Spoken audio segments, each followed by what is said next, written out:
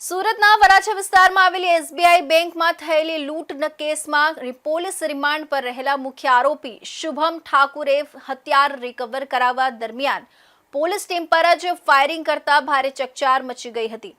આરોપીએ નાસી છૂટવાનો પ્રયાસ કરતા પોલીસે સ્વબચાવમાં જવાબી ગોળીબાર કર્યો હતો, જેમાં આરોપી પગમાં ગોળી વાગતા ઘાયલ થયો હતો। સમગ્ર ઘટનાને પગલે કિમ પોલીસ સ્ટેશનમાં આરોપી વિરુદ્ધ હત્યાના પ્રયાસ સહિતની ગંભીર કલમો હેઠળ વધુ એક ગુનો નોંધાયો છે। સુરત શહેરના વરાછા વિસ્તારમાં સ્ટેટ બેંક ઓફ ઇન્ડિયા એસબીઆઈમાં થયેલી કરોડોની લૂંટના મુખ્ય આરોપી શુભમ ઠાકુરે ની રિકન્સ્ટ્રક્શન દરમિયાન પોલીસ ટીમ પર ફાયરિંગ કર્યું હતું।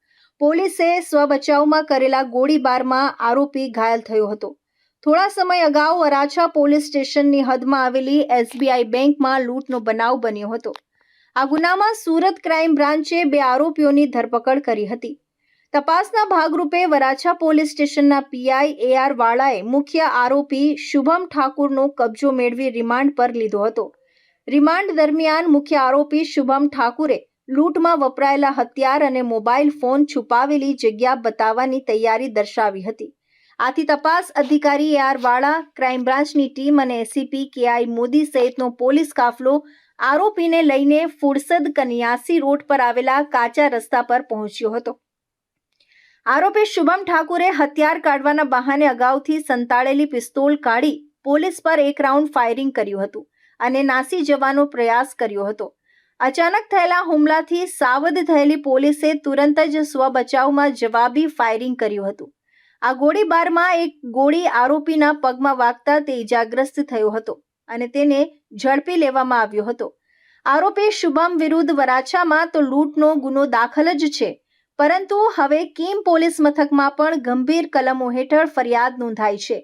એસીપી કિરણ મોદીની ફરિયાદના આધારે શુભમ વિરુદ્ધ ભારતીય ન્યાય સંહિતા બીએનએસની કલમ 109(1) હત્યાનો પ્રયાસ, 132 સરકારી કર્મચારીની ફરજમાં રૂકાવટ તેમજ આર્મ્સ એક્ટની કલમ 25(1)(b) અને 27 મુજબ ગુનો નોંધવામાં આવ્યો છે।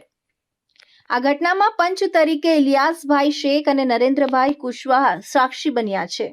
સુરત શહેરના વરાછા પોલીસ સ્ટેશન ખાતે એસબીઆઈ બેંકમાં થોડા સમય પહેલાં એક લૂંટનો બનાવ બનેલો। એ લૂંટ સબબ સુરત ક્રાઇમ બ્રાન્ચ દ્વારા 2 આરોપીઓની ધરપકડ કરવામાં આવેલી અને investigation officer police inspector AR વાળા વરાછા પોલીસ સ્ટેશનનાઓને આ બંને આરોપીઓ હેન્ડઓવર કરવામાં આવેલા। એ આરોપીઓ છે એ રિમાન્ડ ઉપર હતા। એ દરમિયાન એક આરોપી શુભમ ઠાકોર જે છે એ ક્યાંય કોઈ જગ્યાએ કંઈ વસ્તુ છુપાયેલી અને સંતાડેલી હોય એ બતાવવા માગતો હોય, જે સબબ ડિસ્કવરી પંચનામું કરવાનું હોય, આ ઇન્વેસ્ટિગેશન ઓફિસર એઆર વાળા અને સાથે ક્રાઇમ બ્રાન્ચની ટીમ અને એસીપી કેઆઈ મોદીનાઓ પોલીસ જાપ્તા સાથે આજે ડિસ્કવરી પંચનામાની જગ્યા ઉપર પહોંચેલા અને એ ડિસ્કવરી પંચનામા સબબ આજે આરોપીને લઈને કુરસદ કન્યાસી રોડ ઉપર કાચા રસ્તા ઉપર આ આરોપી સામે ચાલીને જગ્યા બતાવેલી, ત્યાં લઈ ગયેલા અને એ દરમિયાન એની જે પિસ્તોલ સંતાડેલી હતી અને મોબાઈલ સંતાડેલી હતી એ જગ્યાની નજીકમાં લઈ જતા આ આરોપી છે સંતાડેલી પિસ્તોલ છે એમાંથી પોતે નાસી જવા માટે થઈને એક રાઉન્ડ ફાયર પોલીસ ઉપર કરેલું અને એ ફાયરિંગ દરમિયાન પોલીસે સ્વબચાવમાં એક રાઉન્ડ ફાયર કરેલો અને એ રાઉન્ડ જે છે એના પગમાં વાગતા એને ઇન્જરી થયેલી। આ સબબ એસીપી ક્રાઇમ કેઆઈ મોદીનાઓએ કિમ પોલીસ સ્ટેશન ખાતે એટેમ્પ્ટ ટુ મર્ડરનો ગુનો આ આરોપી વિરુદ્ધમાં દાખલ કરાવેલો છે। એનું ઇન્વેસ્ટિગેશન હાલ ઇન્ચાર્જ પોલીસ ઇન્સ્પેક્ટર જાદવ કિમનાઓ કરી રહેલ છે।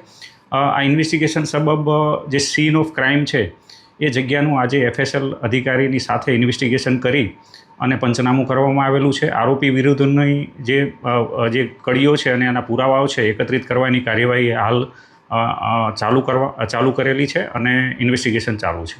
આ ઘટના અંગે એસીપી ક્રાઇમ કેઆઈ મોદી દ્વારા કિમ પોલીસ સ્ટેશનમાં આરોપી વિરુદ્ધ અટેમ્પ્ટ ટુ મર્ડર હત્યાનો પ્રયાસનો ગુનો દાખલ કરવામાં આવ્યો છે। હાલ કિમ પોલીસ સ્ટેશનના ઇન્ચાર્જ પીઆઈ જાદવ આ મામલે વધુ તપાસ ચલાવી રહ્યા છે।